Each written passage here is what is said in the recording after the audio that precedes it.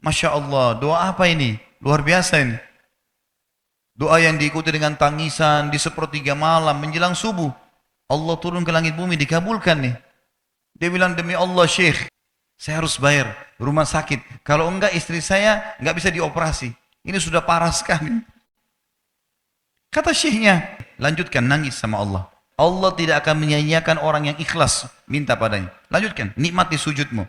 Pasti Allah akan berikan jalan keluar. Kebanyakan orang mau menggantungkan permintaannya kepada Allah hanya pada hal-hal yang kecil. Hal yang besar tidak. Atau sebaliknya, hal yang besar, hal yang kecil tidak. Kenapa tidak pernah minta sama Allah dikasih motor, dikasih mobil, dikasih rumah? Kenapa hanya minta kalau penyakitnya dihilangkan baru kembali kepada Allah?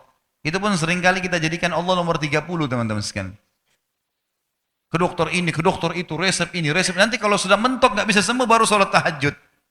Nah, salah.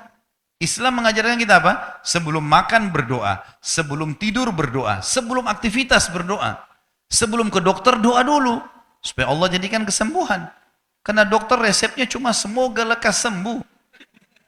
Tidak ada pasti sembuh. Makanya teman-teman sekalian kembali kepada Allah adalah jalan yang paling luar biasa. Gitu. Coba merengek kepada Allah SWT. Allah pasti tidak akan pernah memungkiri janji-janjinya. Kalau kita menggantungkan nasib kita pada Allah luar biasa. Ada seorang syekh. Saya dengarkan ceramahnya, menarik sekali. Saya tidak tahu orang itu siapa, tapi cuplikannya saya dapatkan dari seorang teman dari Jeddah yang mengirimkan ke saya. Orang ini cerita, syekh ini menceritakan, cuplikannya ada di HP saya, dia bilang, saya satu waktu pernah ke Mesir, dan di Mesir ini, saya lagi dari satu daerah mau ke Kairo, dari Iskandaria, satu kota, mau ke Kairo. Itu saya tiba di Kairo mungkin sekitar jam 2 malam. Pesawat saya selepas subuh harus berangkat kembali ke Saudi. Dia bilang saya telepon pengurus masjid, saya mungkin mau mampir di masjid yang saya ceramah kemarin di Kairo itu. Saya mau tinggal di sana mungkin 2 jam, 3 jam istirahat. Nanti habis itu baru kemudian saya berangkat ke Saudi habis subuh. Dia bilang, saya masuk ke masjid, tiba jam 2 malam, turun dari mobil, saya lihat masjid, lampunya nyala semua nih. Kemudian setelah saya masuk masjid, saya temukan ada orang di mihrab, imam, lagi sujud, nangis-nangis. Dan luar biasa, tangisannya itu kalau orang dengar, membuat orang yang dengar pun mau menangis. Jadi saking luar biasa dia, merengeknya sama Allah dalam sujudnya. Kata syekh ini, saya pun sambil berdoa sama Allah, ya Allah kabulkan permintaannya orang ini. Walaupun saya belum tahu apa yang diminta gitu. Dia bilang selesai dia sholat, saya dekati dia, saya bilang, Masya Allah, doa apa ini? Luar biasa ini. Doa yang diikuti dengan tangisan di sepertiga malam menjelang subuh. Allah turun ke langit bumi dikabulkan nih. Dia bilang demi Allah syekh. Karena syekh ini orang Arab biasanya panggil, bisa orang pintar, bisa orang kaya, bisa orang tua. Jadi kalau antum dipanggil syekh jangan bangga dulu ya. Karena banyak maknanya itu. Ya. Jadi dipanggil syekh. Dia tidak tahu biasa juga di Saudi begitu ya. Kalau ada orang kita tidak kenal dipanggil syekh, syekh sini syekh. Walaupun antum bukan syekh sebenarnya gitu. Ya. Maka dia bilang demi Allah syekh. Dia tidak tahu kalau ini orang memang ulama gitu. Istri saya sekarang lagi dirawat di rumah sakit. Dan saya harus bayar 14.500 jenih atau ponnya Mesir. Saya harus bayar rumah sakit. Kalau enggak istri saya enggak bisa dioperasi. Ini sudah parah sekali. Kata syekhnya. Jadi gara-gara itu kau sujud sama Allah. Dia bilang iya. Lanjutkan nangis sama Allah. Allah tidak akan menyia-nyiakan orang yang ikhlas minta padanya. Lanjutkan, nikmati sujudmu. Pasti Allah akan berikan jalan keluar. Dia bilang iya baik. Orang itu dia bilang kembali lagi ke mihrab, nangis lagi. Sholat sujud sama Allah ya Allah. Dan dalam doanya begitu. Ya Allah istri saya mau dibayar besok rumah sakitnya. Jumlahnya sekian, saya tidak pegang uang 1 jenih pun. Ini 14.500 jenih. Banyak sekali. Maka dia bilang, orang ini bilang baiklah kalau begitu. Syekhnya ini bilang, saya mau tidur dulu. Saya istirahat 1 jam, menjelang azan subuh dia bilang. Ada marbot masjid datang bangunin saya. Sudah azan, saya sholat qobliyah, sholat sunatul fajr. Waktu iqamah, pengurus masjid tahu kalau dia ini ulama, dipanggil, dia bilang, Syekh tolong jadi imam. Dia bilang, saya capek, baru istirahat 1 jam, 2 jam malam. Biarlah imam, dia bilang, tak apa-apa, ayat-ayat pendek aja, baca surah-surah pendek aja. Kata Syekh, baiklah. Dia bilang, saya baca surah-surah pendek. Rupanya, mikrofon masjid karena keluar di luar, Ada satu pengusaha Mesir, apartemennya itu dekat masjid. Dan dia suka ikuti ceramahnya Syekh ini di YouTube. Dia bilang, turun dari apartemennya, ikut sholat berjamaah di masjid. Karena dia kenal suaranya orang ini gitu. Begitu selesai sholat, dia bilang, saya lagi zikir, datang orang itu. Dia bilang, Syekh, ahlan wa sahlan di Mesir. Saya salah satu penggemar Anda di YouTube dan saya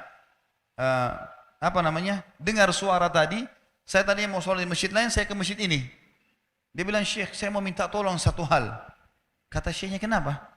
Dia bilang, saya sudah ngitung zakat uang perusahaan saya harus alokasikan 14.500 jenis. Kata Syekhnya. Orang itu bilang, saya mau alokasikan zakat saya 14.500 jenis. Kata Syekhnya, saya nangis. Dengar itu. Nangis, saya terisak-isak. Kata orang itu, kenapa Anda nangis? Syekh bilang, saya nggak bisa jelasin. Dia bilang, saya nangis terus. Kemudian saya lihat ke kiri kanan di soft, mana orang yang tadi malam sholat tahajud. Ada di ujung. Dipanggil sama Syekh. Fulan kesini, datang. Dia bilang, ceritakan masalah kamu apa? Dia bilang, Syekh, saya punya masalah, istri saya dioperasi harus bayar 14.500 jenih hari ini, kalau tidak nggak operasi. Kata Syekhnya, tiba-tiba si pengusaha ini nangis-nangis. Orang ini juga heran, kenapa kalian berdua menangis? Dia masih bingung, kenapa gitu. Kata Syekhnya, biarin orang ini yang jelaskan. Yang punya usaha bilang apa? Demi Allah Syekh, saya sudah 1 minggu taruh uang ini di lemari saya, sudah 1 minggu. Setiap hari istri saya bilang, turunkan, lakukan haknya Allah, zakat itu keluarkan. Dia bilang, saya ingin dapat 1 orang yang saya kasih langsung, daripada saya bagi-bagi. Saya mau 1 orang saya kasih, selesaikan masalah dia. Dan Allah selamatkan saya di akhirat. Orang ini jadi nangis. Orang yang punya minta butuh, nangis. Kata pengusahanya, ini uangnya silahkan, 14.500. Semoga Allah selesaikan urusan saya di akhirat gara-gara saya bantu kamu. Kata Syekhnya, demi Allah yang terjadi, orang ini, yang orang yang punya uang ini, yang dikasih uang, dia tiba-tiba lupakan saya dan lupakan si pemilik uang.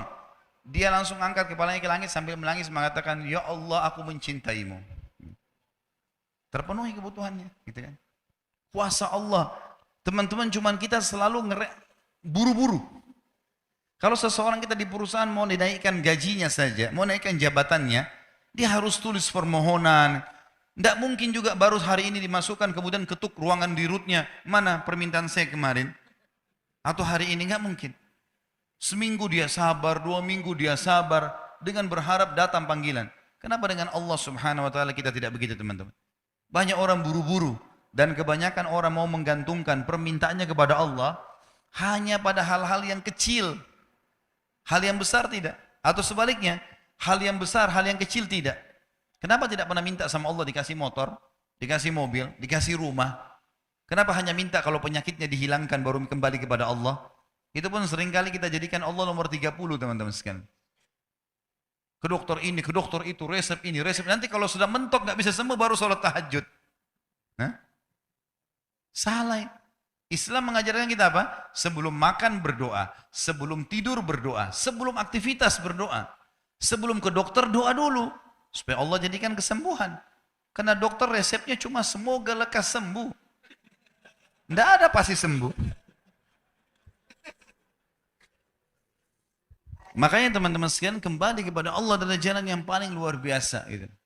Coba merengek kepada Allah SWT. Allah pasti tidak akan pernah memungkiri janji-janjinya. Nabi SAW tidak ada satu kaum yang menahan zakat harta mereka, atau dalam riwayat yang dikatakan tersebar di tengah-tengah mereka zina dan khamr. Riwayat lain menjelaskan tersebar maksiat, kecuali Allah akan menahan rezeki dari langit, menahan hujan, gak datang rezeki. Jadi kalau teman-teman masuk satu proyek ternyata tertahan, proyek itu sudah jelas halal, maka pastikan teman-teman sekalian bahwasanya jelas ini karena dosa kita. Jangan pernah salahkan orang, salahkan diri sendiri. Tidak ada istilah dalam Islam, teman-teman sekalian, rezeki kita diambil orang lain. Saya ulangi, tidak ada dalam Islam istilah rezeki kita diambil orang lain. Demi Allah nggak ada. Kalau ada di benak Anda saat ini, hilangkan itu. Pernah ada seorang pengusaha masih muda di Surabaya, waktu saya sudah jelaskan tema tentang kenalilah Tuhan, maka akan bahagia, masalah tauhid, pengenalan Allah. Dia datang kepada saya lalu dia mengatakan, Ustaz, saya sama teman-teman saya ini semuanya pengusaha. Ada 4-5 orang. Kami sama-sama masuk, semua punya perusahaan sama-sama masuk ke satu proyek. 4 teman saya semuanya dapat, Ustaz. Saya sendiri nggak dapat. Dan kalau dilihat dari sisi ibadah, saya lebih baik daripada mereka. Karena saya hadir pengajian, mereka tidak. Saya tahu mereka. Saya sholat, mereka tidak sholat. Bagaimana memahami ini supaya saya tidak sangka buruk dengan Allah? Apa jawaban saya teman-teman sekalian? Satu kalimat. Belum rezeki Anda. Bukan rezeki Anda. Kalau sudah rezeki Anda sampai pasti. Nggak mungkin tidak. Nggak ada ceritanya orang lain ambil rezeki kita. Nggak mungkin. Mustahil. Gitu kan? Ibnu Qayyim rahimahullah teman-teman pernah melihat seekor ular buta di sebelah dia lagi jalan. Ular buta ini kelihatan kena selaput matanya warna putih. Lewat di dekat Ibnu Qayyim. Ibnu Qayyim lihat kebetulan dengan hikmah Allah. Lalu dia bilang ular ini buta. Terus tiba-tiba dia bilang saya bicara dengan diri saya sendiri. Saya ingin tahu bagaimana Allah Azza wa Jalla memberikan makan ular ini. Ibnu Qayyim diikuti ular tersebut. Ular itu berjalan. Bisa saja dimakan oleh hewan yang lain, tiba-tiba diserak. Tapi dia jalan. Makhluk Allah. Jalan yang babun. Allah SWT penciptanya. Lalu kemudian tiba-tiba dia dapat sebuah pohon. Dia naik ke atas pohon itu. Sampai dia naik ke dahan. Ibnu Qayyim bilang, saya angkat kepala saya ke dahan itu. Saya temukan itu ada seekor burung kecil yang lagi bersihkan sayapnya. Burung ini karena asyik membersihkan badannya. Dia tidak tahu kalau ada ular sebelahnya. Ular karena buta matanya tidak tahu kalau ada burung itu. Tapi ular ini cium bau burung, tiba-tiba diterkam sama dia, lalu dimakan burung itu. Kata Ibnu Qayyim, subhanallah, yang telah memberikan makan ular yang buta matanya. Coba bayangkan teman-teman sekalian. Berapa banyak miliaran makhluk Allah berikan makan. Bagaimana bisa Anda mengeluh mengatakan tidak dikasih rezeki sama Allah? Tinggal bergerak. Seorang ulama yang lain pernah selesai kebun kurmanya dibersihkan. Dia capek sekali. Dia keluar dari kebunnya, dia lihat di depan kebun, di sebelah kebunnya ada sebuah sungai luas. Dia duduk di atas sungai itu. Di pinggir sungai itu maksud saya. Duduk di pinggir sungai. Lalu ada satu batang pohon di atas air lagi mengapung. Di atasnya ada burung bangau, kakinya patah, matanya buta. Di atas batang pohon. Orang ini bilang, saya ingin lihat bagaimana Allah Azza wa Jalla memberikan rezeki burung ini. Dari kejauhan tiba-tiba setelah beberapa saat ada burung elang datang. Mencengkram ikan di situ, dekat situ diambil, kemudian ikan itu dia naik, burung elang ini lepas cengkramannya dengan hikmah Allah. Lepas cengkramannya, jatuh ikan itu subhanallah di depan burung bangau yang buta di atas batang pohon. Bukan jatuh lagi ke air, jatuh ke situ dengan hikmah Allah. Burung elang pergi tidak ambil lagi, burung bangau cium bau ikan tinggal turunkan kepalanya makan. Selesai konsepnya. Berapa banyak kejadian seperti ini teman-teman sekalian. Kenapa harus ragu bahwasanya Allah SWT akan memberikan kepada kita rezeki? Maka harus difahami poin-poin seperti ini. Rezeki akan tertahan dengan dosa. Maka kalau ada sesuatu yang masih tertahan dan kita sudah tahu konsep, pahami kalau itu mungkin bukan rezeki kita, tapi tidak ada masalah, kita hubungkan dengan bertaubat kepada Allah. Bisa saja mungkin karena ada dosa kita. Pastikan teman-teman, kalau ada seseorang berzina di malam harinya, besok akan banyak kendala-kendala di kantornya, di usahanya, atau dia berdusta, pasti ada masalah. Pasti. Tidak mungkin tidak. Saya yakin teman-teman mungkin punya pengalaman kalau dalam masalah seperti ini. Artinya kalau ada dosa pasti akan nyangkut tuh. Ada masalah. Kalau tidak terbuka, mengalir seperti air. Saya temukan ulama-ulama di Saudi, Masya Allah, hidupnya dari pagi sampai malam teman-teman sekalian, semuanya ibadah. Majelis ilmu, dari majelis ilmu ke majelis ilmu, dari masjid ke masjid. Gak pernah terputus rezekinya. Saya tahu guru saya Syekh Saleh Suhaimi, beliau pengajar di Masjid Nabawi, dan salah satu istri beliau dalam salah satu akhwat kita yang pernah ikut pengajian saya, kuliah di Unhas dari daerah Buton. Sekarang sama-sama beliau di Madinah. Sudah lebih dari 10 tahun, Masya Allah, rumah tangganya sudah punya satu orang anak. Beliau ini buta matanya. Buta matanya, subhanallah. Tapi hafal 30 juz Al-Quran. Jadi ulama besar, banyak kitab-kitab yang dihafal oleh beliau. Termasuk orang kayanya Madinah. Banyak. Rumahnya di Madinah mewah sekali, besar. Gitu kan? Kemudian juga keturunannya banyak. Dia bernikah poligami sampai 4 istri. Buta matai. Saya pernah datangi rumahnya beliau. Kemudian beliau dari lantai 4 turun. Rumah sekarang sudah berubah, rumah yang lama. Beliau pernah ngontrak satu building besar, ada beberapa rumah. Itu beliau turun dari atas, dengar saya datang, beliau turun. Tidak dipegang sama siapapun. Buta matanya turun sendiri dari tangga. Orang turun seperti bukan orang buta, subhanallah.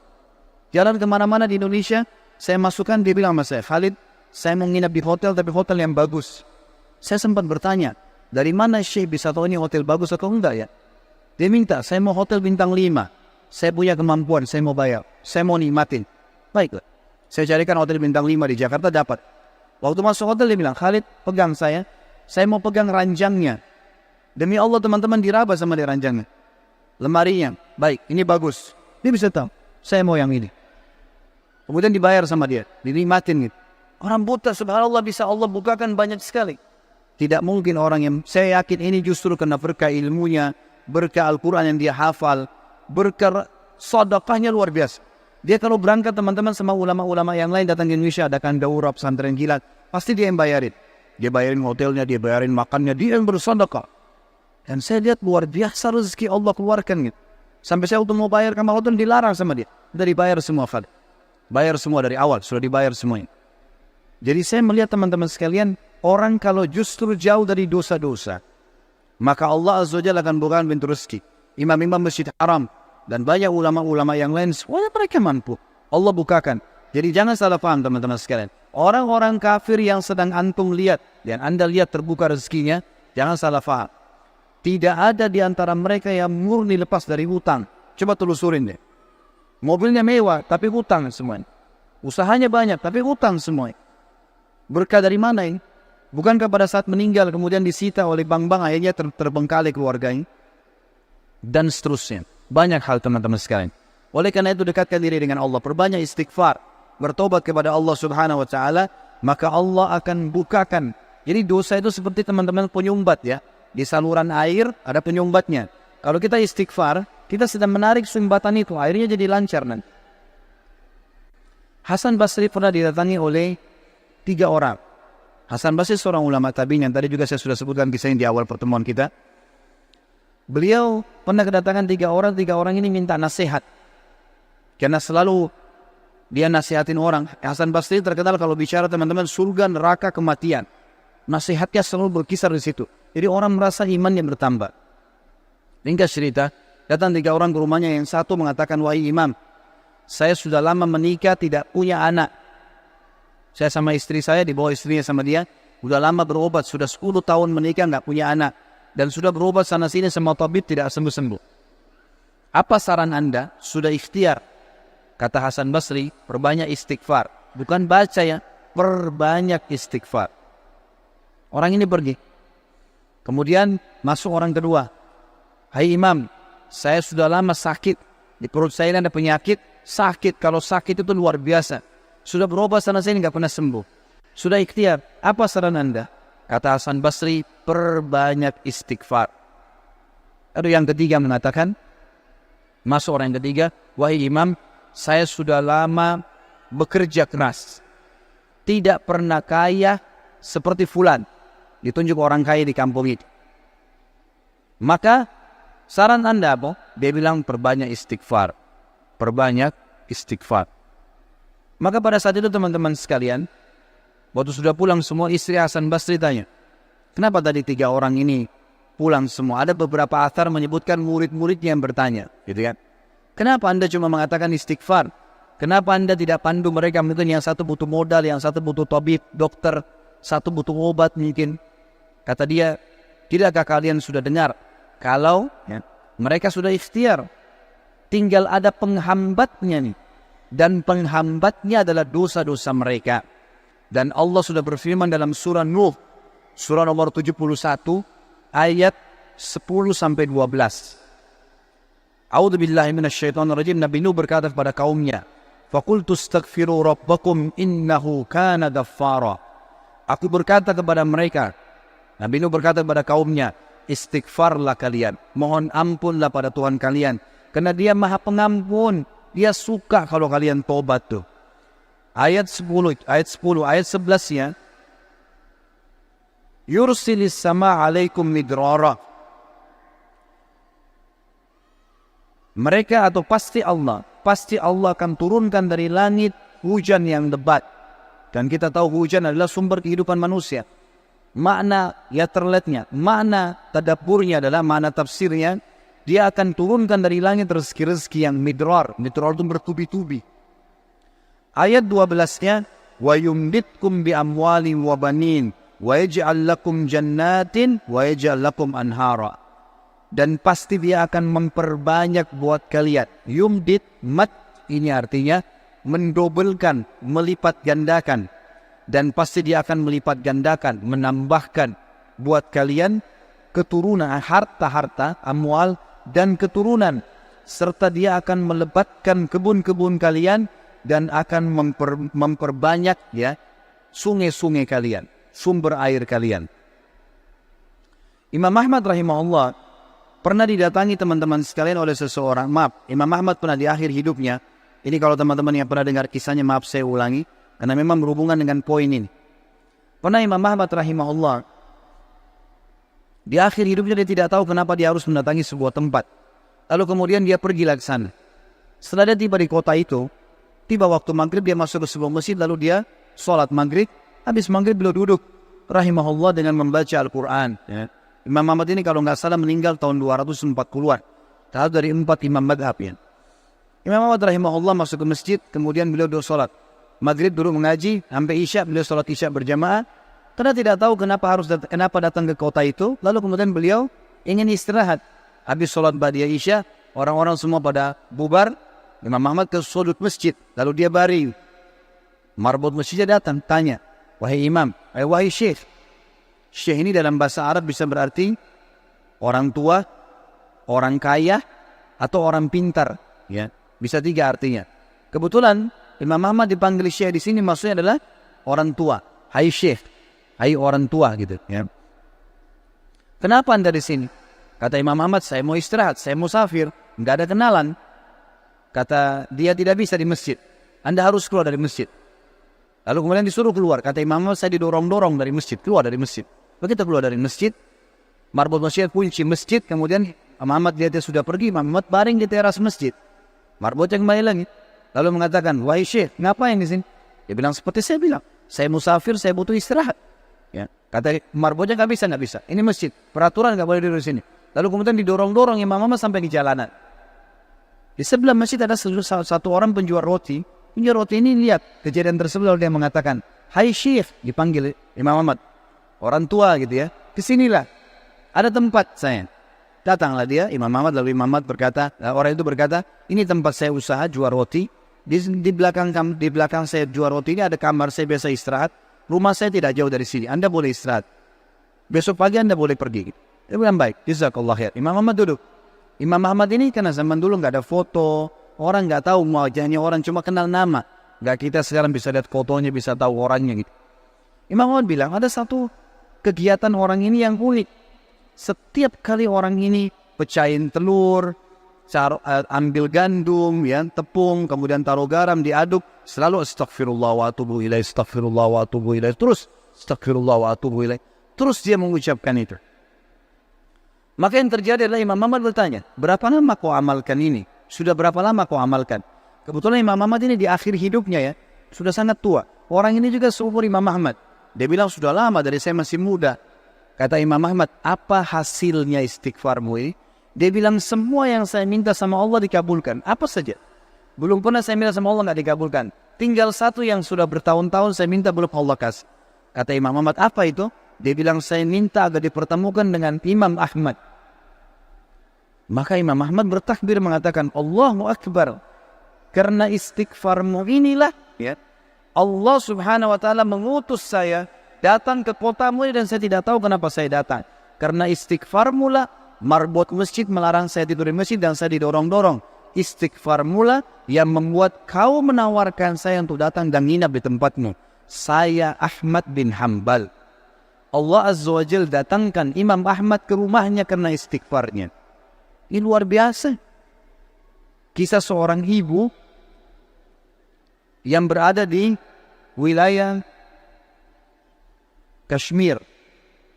Kisah belum lama terjadi. Ibu ini rupanya punya, kalau saya tidak salah cucu atau ada anaknya perempuan, kena penyakit tulang, sakit. Ibu ini selalu berdoa kepada Allah SWT sambil beristighfar karena dia sudah bawa ke dokter di sekitar rumah situ, di sekitar kampungnya tidak ada, gitu kan? Tidak ada yang bisa tanganin. Mereka cuma bilang ada satu dokter ya yang mampu menangani ini tapi di India. Dia di India dan dokter itu Muslim, ahli spesialis tulang. Cuma dia yang bisa.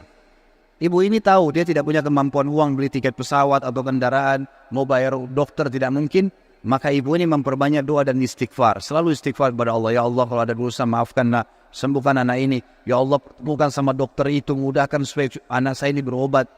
Ringkas cerita, dokter yang tadi jadi target ini keluar dari India. Ada acara, dia naik pesawat melewati wilayah Kashmir tadi. Tiba-tiba pilotnya bilang, pesawat ini badai, lagi hujan deras. Tidak bisa pesawat lanjut nih, harus turun di wilayah itu. Turunlah pesawat itu. Begitu turun tiba di bandara, kata dokternya, saya harus ini ada seminar, saya harus hadiri. Berapa jauh dari sini? Orang itu bilang target Anda sekitar 4 jam dari sini. Kata dokter, baik, saya mau sewa mobil. Ya, masih bisa keburu, gitu kan? Masih sekitar 6-5 jam lagi acaranya, 5-6 jam lagi. Begitu dia sewa mobil, jalan sedikit dari bandara ternyata ya hujan makin keras. Kata supirnya nggak bisa kita jalan. Kalau jalan ini paksa ini bisa kita dihancurin oleh badai. Kata dokternya baiklah kita istirahat. Mampir di pinggir, mampir ke sebuah rumah. Rumah itu rumah tua, rumah kayu. Lalu tabibnya ini dokter ini naik ke rumah itu berteduh, ketuk-ketuk, ucapin salam, dijawab waalaikumsalam, keluarlah seorang ibu. Lalu kemudian dokter ini bilang maaf, kami ini musafir, hujan lebat, bisa berteduh di sini. Kata ibunya silahkan. Lalu ibunya itu mengambilkan minuman, dihidangkan minuman. Waktu sementara duduk di ruang tamu, anak perempuan si ibu ini lagi nangis-nangis kesakitan tulangnya. Ini ibu yang tadi sakit tulang. Ini dokter yang jadi target. Sampai di rumahnya. Lalu kemudian dia berkata tabib ini, kenapa ya anaknya ibu? Dia bilang sakit tulang. Kenapa kok sakit? Kenapa nggak dibawa ke dokter? Sudah. Tapi kata dokter semua tidak bisa sembuh. Dan dokter yang bisa tangani cuma seorang dokter di India namanya Fulan. Disebutkan namanya dokter ini. Dokternya tiba-tiba nangis lalu berkata, segala puji bagi Allah subhanallah yang telah mendatangkan saya ke rumah ibu. Saya ini dokter yang ibu sedang targetkan. Allah datangkan dokter itu ke rumahnya justru karena istighfar. Karena doanya kepada Allah SWT. Tidak pakai biaya, malah dokter itu biayai gratis dan datang ke rumahnya. Seperti itu dan banyak ribuan kisah begini teman-teman sekalian yang berhubungan dengan istighfar.